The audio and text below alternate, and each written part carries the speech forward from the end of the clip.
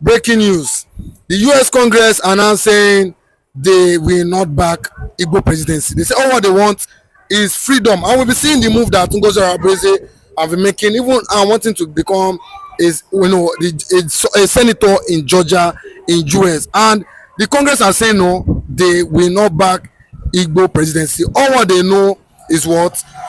Biafra freedom. And that's what will finally end the genocidal killing in Nigeria. What's your take? It tells you that the Igbo presidency will not be able to stop the jihad that is going on in Nigeria currently now. It tells you that Obi presidency at the end of the day might likely be sabotaged by the ideological extremism, that has taken over Nigeria over the years. Well, the question we need to ask ourselves, can Obi presidency stop jihad in Nigeria? The answer is for you there to say yes or no on the comment section, while we push this particular narrative all over the world and let the international community and world leaders know the perception and the need for people to understand that Biafra remains the solution at the end of the day. Like they always say that the Igbos who are the Jews, I said the Igbos who are the Jews carries the blood of freedom around them wherever they go, anytime, any day. So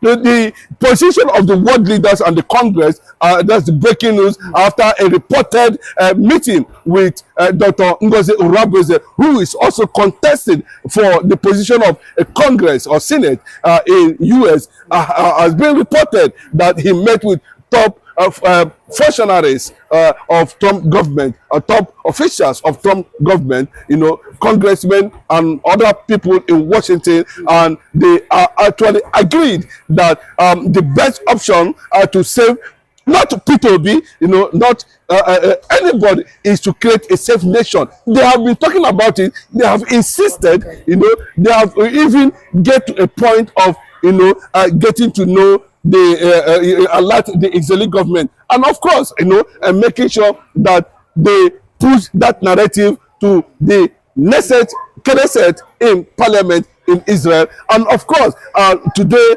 they came to that resolution and that conclusion that they are taking that position that Biafra is the best option for the Christians in Nigeria, and that the Obi presidency was just a camouflage by the Northerners to disguise and possibly manipulate and confuse the American government not to look inwards because of Obi presidency. And before you know it, Trump tenure would have elapsed. Then all hell will be let loose. And they're saying the Sultan, the Caliphate agenda cannot deceive American president with Obi presidency now. And secondly, they also, in that papers, document that was actually signed, it was clear that we saw very clearly that there's going to be massive approach, legally and otherwise, using every means possible to make sure that Mazi Nnamdi Kanu leaves Sokoto prison,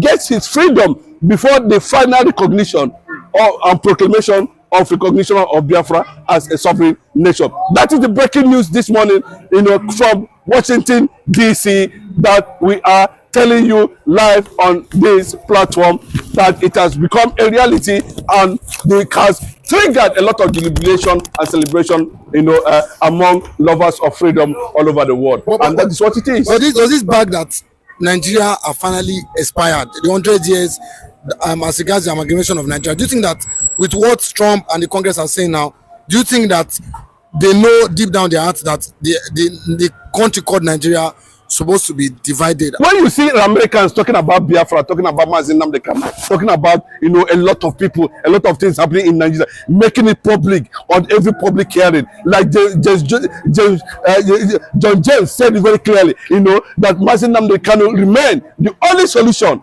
for what is happening in Nigeria. And what Mazi Nnamdi Kanu is saying, he's a US congressman, you know, he's here currently now. You can go and find out. Now you can see a lot of congressmen talking about Biafra. Before you get to that point where these people started discussing about the division of Nigeria, you know that it's very clearly, it has gotten to a point that at any moment from now, options, you know, I can keep on saying it, options and decisions will be taken at the end of the day, and that is what it means. So it clearly tell you that division is inevitable and Biafra is inevitable. That's what they are telling you.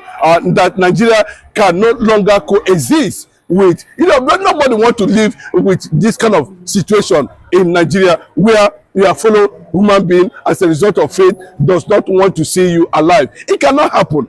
Even in Israel, it cannot happen. So they have looked at it critically, deeply, and have come to the conclusion that, you know, and that's why they are saying, making very clearly to King Charles when he visited Donald Trump those 3 days ago, the issue of breakup of Nigeria, you know, also came up, and we saw the reaction of King Charles in that regard, where he said that the weight of America, you know, should be taken wherever, anytime, any day. You know what he mean by the weight of America? That means any decision America takes is final. So, and America is taking decision on a former colony of Britain, and the decision is that they want to create a safe nation for Christians in Nigeria, and it is going to be recognized and be called, you know, sovereign state of Biafra, and that is what they have come into conclusion. And thank God they have also made it very clearly, according to reports, you know, as a leaked memo coming from that meeting,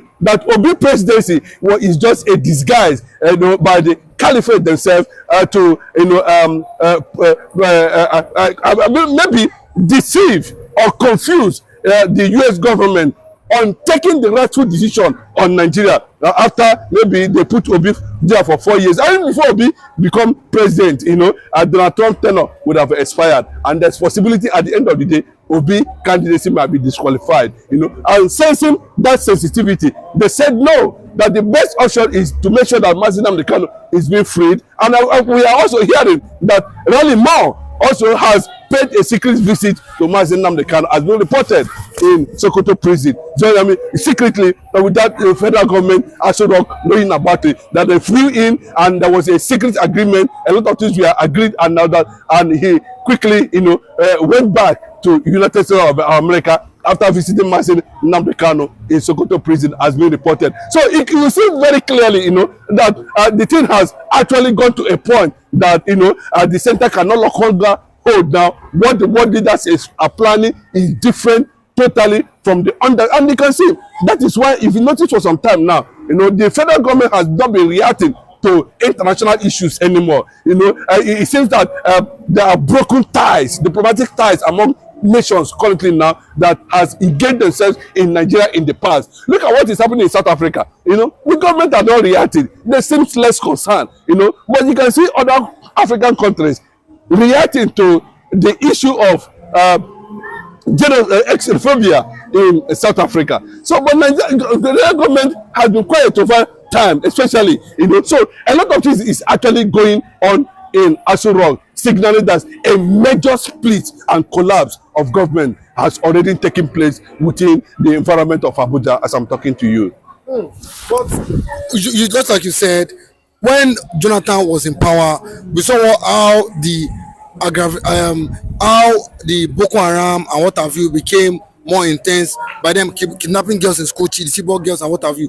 Do you think when Obi finally enter, do you think it can solve the insecurity? And at the same time, do you not think this is why the Congress are saying that if Obi enters, he can't solve the insecurity because this because he's not a northerner, and this, you know, jihad will increase the intensity as regards the insecurity in Nigeria because he's not a northerner? That report is quite exclusive, you know, and it's quite confidential, and you can see the amount of money Atiku is pumping within the US government now to lobby the image, not to lobby the image of Atiku, is to lobby the image of the United States government not to take a proper decision about Nigeria, to destroy the caliphate, the Sokoto caliphate, that have been seen as a major sponsor of jihad in Nigeria.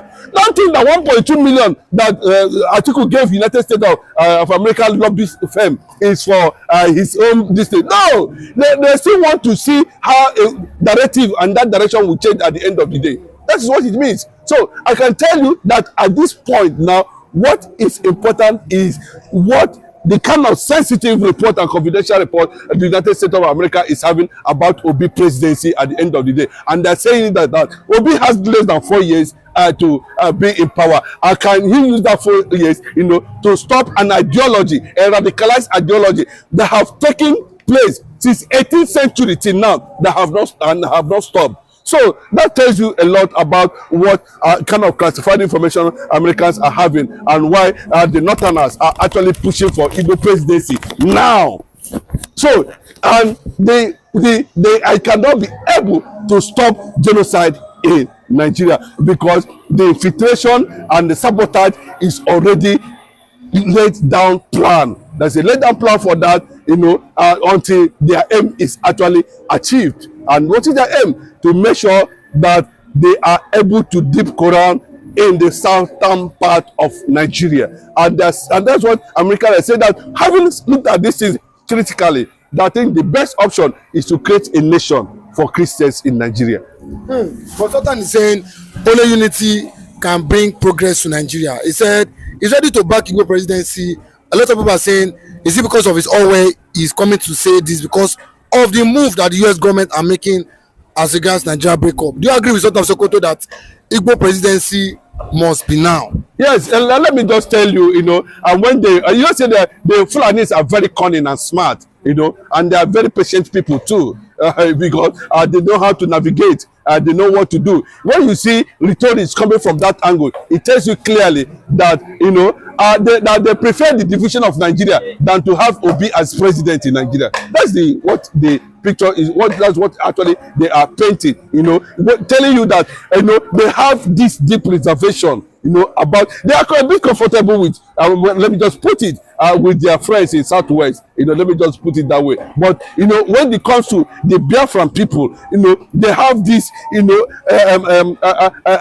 agitation, anger in them that these people has refused to surrender. And that is why you are seeing reaction from the lieutenants, from the subjects, saying that they prefer Nigeria to separate than to have a Christian like Obi, from Anambra State, former governor of Anambra State, become the president of Nigeria. So it gives you an insight on how deep the division has become mentally, consciously, and otherwise. The only thing that they are afraid of losing is the resources they are going to use to be sponsoring conquest in Nigeria will be totally denied of them.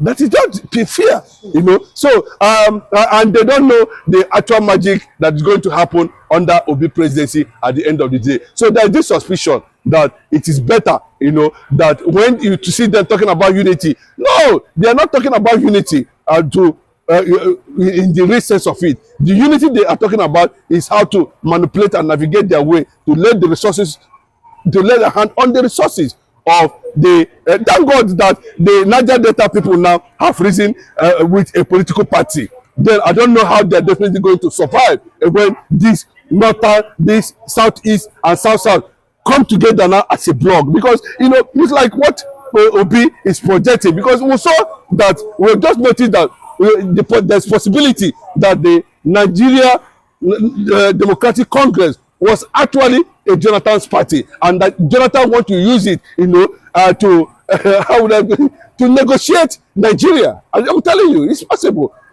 and who is he fronting there? He's fronting former governor from his state, Seriki Dixon. So there's possibility, that Jonathan has understand very clearly, like he always question, that Nigeria can never be one. That until Nigeria becomes one, there will be disunity. Until Nigeria becomes one, there will be disunity. So the best option, that he said it very clearly. Awolowo did not agree. Azikiwe did not agree.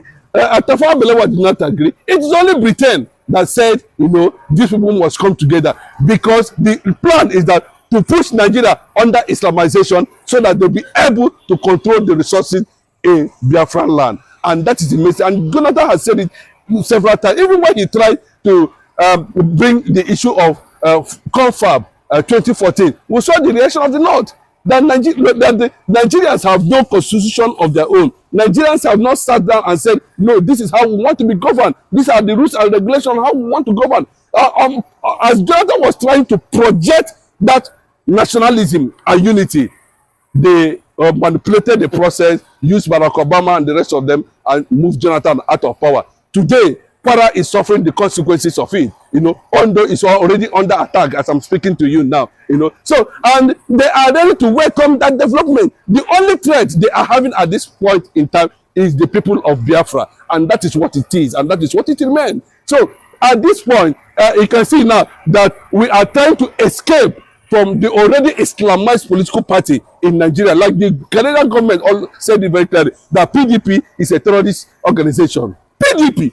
APC too, you know, it was a Canadian government that reported that. So we need to move out from these caliphated political parties in Nigeria. Something like Sokoto Caliphate political party in Nigeria. And that's why we are seeing that we are now having a Southeast political party called Nigeria, you know, Democratic Party in that regard. So we will use it, you know, to checkmate all these excesses we are seeing at this point in time, and of course build unification between the already politically divided old eastern region. So it's a good move by Jonathan, you know, to defend his personality and to defend who he is at the end of the day. So many people might not understand that at this point, you know, the agenda of the caliphate in the entire eastern bloc will definitely collapse. Thank you.